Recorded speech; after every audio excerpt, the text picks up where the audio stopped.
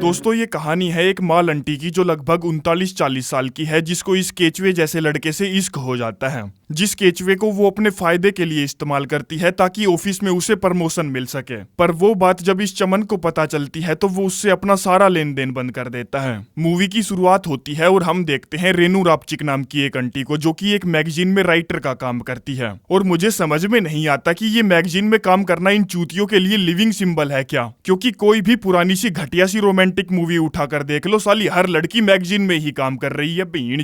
खैर रेनू रापचिक जब किसी काम की वजह से दूसरे शहर जा रही थी, तभी उसकी बगल वाली सीट पर ये बिच्छू बर्फीला नाम का लोंडा आकर बैठ जाता है, जो साला उसको देखते ही अपना दिल हार बैठता है। पर रेनू रापचिक भी पूरी सख्त लोंडिया थी और इस उम्र में आकर सख्त होना कोई बड़ी बात भी नहीं है। पर जब हवाई जहाज में झटके पर झटके लगते हैं तो वो बिच्छू बर्फीला का हाथ पकड़ लेती है, जिससे होता तो कुछ नहीं, बस बर्फीला को लगता है कि उन दोनों के बीच में कुछ तो हो सकता है। आगे थोड़ी ही देर बाद हवाई जहाज अपने अड्डे पर लैंड होती है, जिसमें जब रेनू रापचिक अपनी सीट से उठकर जाने लगती है तब वो अपना पेन ड्राइव वहीं भूल जाती है, जिस पेन ड्राइव को बिच्छू बर्फीला उसे देने के लिए दौड़ता है। लेकिन तब तक रेनू रापचिक अपनी बहन के साथ बैठकर वहां से रफू चक्कर हो जाती है। कार में बहन बताती है, मैंने तेरे लिए एक मस्त डॉक्टर लड़का देखा है जो तुझे पसंद आएगा। रेनू कहती है, नहीं यार मुझे नहीं मिलना उससे, और अगले दिन अपने ऑफिस पहुंचती है, जहां उसका बॉस उससे कहता है, भीड़ की लोड़ी तेरे लिखे हुए आर्टिकल दिन पर दिन घटिया होते जा रहे हैं, जिसका सिर्फ एक ही रीजन है कि तू अपना घटिया सा रूटीन कई सालों से फॉलो करती आ रही है और कुछ भी नया नहीं ट्राई कर रही।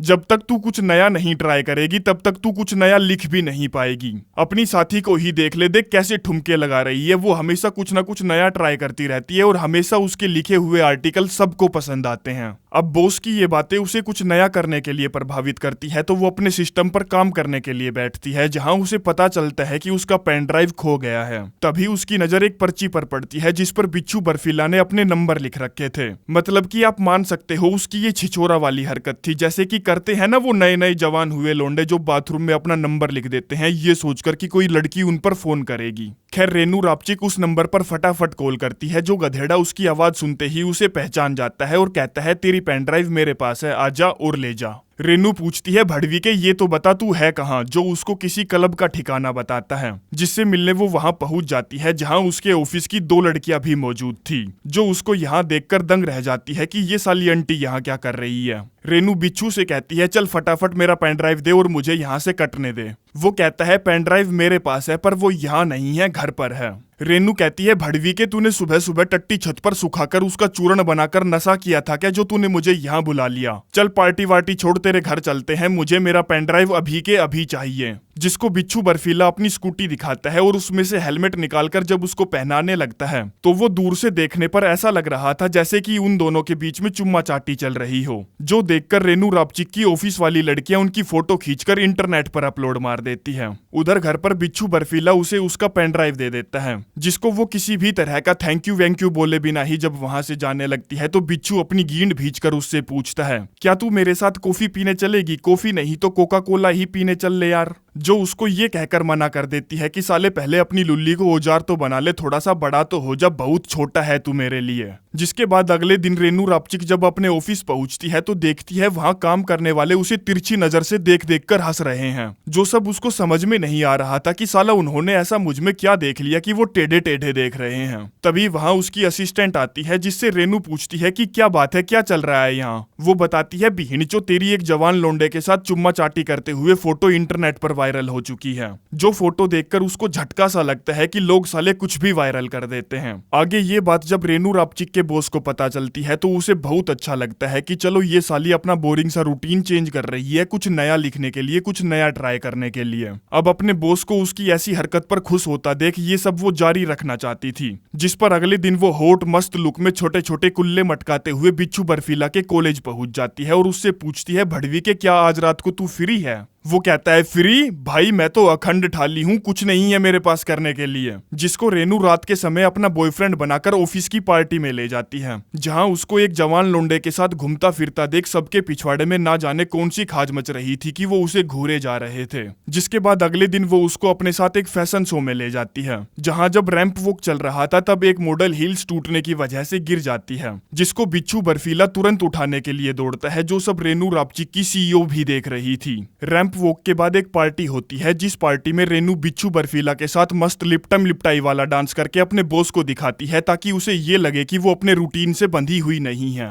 आगे डांस के बाद बिच्छू उसे उसके घर छोड़ने जाता है, जहां वो उसको चूसने की कोशिश करता है, पर रेनू उसको ऐसा करने नहीं देती और अपने घर चली जाती है। थोड़ी ही देर बाद बिच्छू बर्फीला उसका दरवाजा खटखटाता है। वो दरवाजा खोलती है तो बिच्छू उसे तुरंत ही चूस डालता है, जिसको रेनू पहले तो ये सब करने से मना करती है, परंतु तब तक वो गर्म हो चुकी थी, इसलिए कहती है चल अपना फावड़ा निकाल। जिसमें बिच्छू बर्फीला अपने फावड़े से उसकी दबाकर खुदाई करता है और जब उसका डिस्चार्ज होने वाला होता है तब वो अपने माइंड को डाइवर्ट करने के लिए 8 का पहाड़ा पड़ता है। 8 एकम 8, 8 दूनी 16, 8 तिया 24, 8 चौक 32, 8 पंजे 40, 8 छिंग 48, 8 सतु 56, 8 अठू 64, 8 नीम 72, 8 धाई 80। जो पहाड़ा साला पूरी रात बार बार दोहराया जाता है जब तक कि सुबह नहीं हो जाती। जिसमें उजाला होते ही रेनू रापचिक की सारी हवस हवा हो जाती है। उसकी आंखों में शर्म और लज्जा भरी थी कि उसने अपनी उम्र से आधी उम्र के लड़के के साथ पूरी रात खुदाई करवाई, पर हवस के सामने शर्म और लज्जा का कोई अस्तित्व नहीं था, जो कि कभी होगा भी नहीं। इसीलिए वो दोनों एक दूसरे के साथ ज्यादा से ज्यादा वक्त बिताने लगते हैं, दबादब खड्डे की खुदाई करते हैं, 8 का पहाड़ा बार बार दोहराते हैं, जो सब काफी टाइम तक चलता रहता है। पर फिर एक दिन जब रेनू रापचिक शीशे के सामने अपने आप को देखती है तो कहती है साली तू 2, 4, 5 साल में बूढ़ी हो जाएगी और बिच्छू बर्फीला तब भी जवान रहेगा। तेरे चेहरे पर झुर्रियां पड़ने लगेगी, तू बिल्कुल भी सुंदर नहीं लगेगी। गुफा का तालाब तो पहले ही बन चुका है, पर क्या होगा जब समुद्र बन जाएगा? क्या तब भी बिच्छू बर्फीला तुझसे उतना ही प्यार करेगा? जिसका जवाब उसकी अंतरात्मा ना में देती है। इसीलिए वो अगले दिन बिच्छू बर्फीला से मिलती है और अपने सारे कनेक्शन उससे तोड़ देती है। कहती है अब तक हमने जो भी किया, जो भी हम कर रहे हैं, वो 1-2 साल के लिए तो ठीक है, पर फिर उसके बाद क्या होगा जब तुझे किसी नए और जवान खड्डे की तलाश रहेगी। जिस बात से बेचारे बिच्छू बर्फीला का दिल टूटकर चकनाचूर हो जाता है, क्योंकि उसके पास इकलौता इसी का खड्डा था। आगे कुछ दिन बीत जाते हैं, जिसमें एक दिन रेनू रापचिक की सीईओ ऑफिस आती है ताकि वो नेक्स्ट मंथ आने वाली मैगजीन का कवर फोटो डिसाइड कर सके। जिस पर वो रापचिक को बताती है कि मुझे इस बार कवर फोटो के लिए कोई नया लड़का, नया मॉडल चाहिए। कहती है मुझे वो बिच्छू बर्फीला नाम का लड़का ला कर दो, जिसको मैंने उस दिन रैंप वॉक पर एक लड़की की मदद करते हुए देखा था। जिसका नाम सुनकर रेनू रापचिक परेशान हो जाती है कि यार वो फिर से मेरे कनेक्शन में आ जाएगा, बड़ी मुश्किल से तो पीछा छूटा है। बॉस सीईओ से खुश होकर कहता है आराम से हो जाएगा मैम, क्योंकि बिच्छू बर्फीला रेनू रापचिक का लवर है। जिस चूतिया बॉस को वो अकेले में पकड़ लेती है और कहती है साले ये नहीं होगा, बिच्छू बर्फीला को हम कास्ट नहीं कर सकते क्योंकि उससे अब मेरा कोई लेना देना नहीं है। बॉस कहता है मुझे उससे कोई मतलब नहीं है कि तेरा उससे कोई लेना देना है या नहीं, पर मुझे वो फोटोशूट वाले दिन वहां नहीं मिला ना तो प्रमोशन तो छोड़, तेरी घिंड पर लात मारकर भगाऊंगा तुझे मैं यहाँ से। जिस पर अपनी नौकरी बचाने के लिए वो बिच्छू बर्फीला के पास कॉल करती है, जो जब उसकी कॉल पिक नहीं करता तो वो मुंह उठाकर उसके घर पहुंच जाती है, जिसको बिच्छू अपने साथ कॉफी पर ले जाता है। रापचिक उसको सारी बातें बताती है और कहती है मुझे तेरी मदद की अत्यंत जरूरत है। बिच्छू कहता है नहीं मैं नहीं करूंगा, और साला जिस दिन उसका फोटो शूट होने वाला था उस दिन वो अपना कंकाल समेटकर वहां पहुंच जाता है कि शायद एक बार तो और उसकी मिल ही जाएगी। जहां जब हेयर ड्रेसर उसके बाल सेट कर रहा था तब वहां रेनू के ऑफिस का एक बंदा आता है, जो बिना मतलब के ही उसको ये बातें बताने लगता है कि कैसे रेनू रापचिक ने उसका फायदा उठाया ताकि वो प्रमोशन पा सके, अंड संड भांग भोसड़ा वगैरह वगैरह। जो सुनकर इस कंकाल की दुकान को गुस्सा आ जाता है तो वो अपनी चूतिया सी शकल लेकर फोटोशूट पर पहुंचता है, जिसके चेहरे पर हल्की सी भी स्माइल ना देखकर कैमरामैन कहती है अबे भीसड़ी के सुबह सुबह किसी की सड़ी गिंड देखकर आया था क्या, जो ऐसा चेहरा बना रखा है, थोड़ा सा हंस भी ले।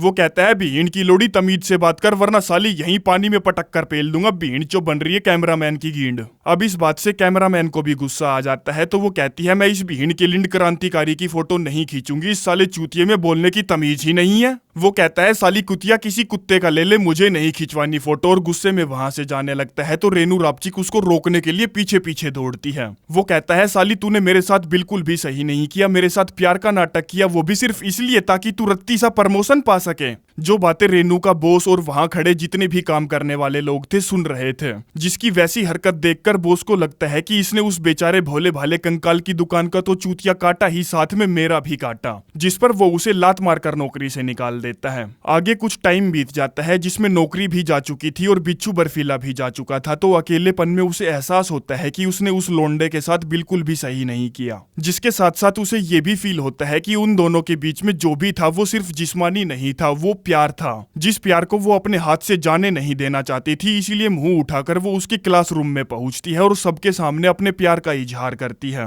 जो गंडवा उसकी ऐसी शिद्दत देखकर एक ही झटके में मान जाता है, क्योंकि उसे तो सिर्फ कुछ बजाने के लिए चाहिए था। जिस सबको इस मूवी का गांडू डायरेक्टर और महाचूतिया स्क्रिप्ट राइटर प्यार का नाम दे रहे थे। भला भी हिंचो 39-40 साल की रेनू रापचिक को आज तक कोई भी सच्चा प्यार करने वाला ही नहीं मिला। जितने भी आए बस ठोक के चले गए। और अब जब वो बूढ़ी होने वाली है तब उसे मिला भी तो ये 20 साल का लोंडा जिसे सिर्फ ठुकाई के अलावा और कुछ नहीं आता। बिहीन का लिंड गलती कर दी ये मूवी देखकर। माफी चाहूंगा, मैंने ये कचरा आप लोगों को दिखाने के लिए चुना, जिसे आखिर तक देखने के लिए आप लोगों का बहुत बहुत बहुत बहुत धन्यवाद। क्योंकि ये बवासीर मुझसे भी नहीं देखी गई थी और समय का अभाव ही ऐसा था कि मैं कुछ अच्छा चुन ही नहीं पाया।